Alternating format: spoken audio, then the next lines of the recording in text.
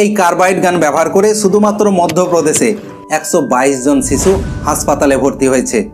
অত্যন্ত দুঃখের সঙ্গে বলতে হচ্ছে এর মধ্যে 14 জন শিশু পুরোপুরি অন্ধ হয়ে গেছে।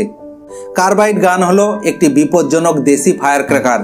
সাধারণত এটি প্লাস্টিক বা টিনের পাইপ দিয়ে তৈরি করা হয়। পাইপের ভেতরে ক্যালসিয়াম কার্বাইড মানে আমরা ফল পাকাতে যে রাসায়নিকটা ব্যবহার করি সেটা রেখে তাতে সামান্য জল দেওয়া হয়।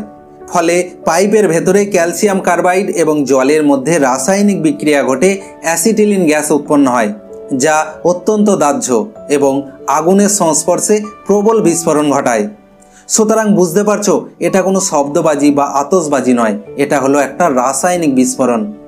বিস্ফোরণের সময় ধাতব টুকরো, কার্বাইডের বাষ্প ও অন্যান্য ক্ষুদ্র অংশ বাইরে ছিটকে পড়ে, যা চোখ, মুখ ও শরীরের জন্য মারাত্মক ক্ষতিকর। তোমাদের কাছে আমার একান্ত অনুরোধ, ভিডিওটি বেশি করে শেয়ার করো সবাইকে সচেতন করতে।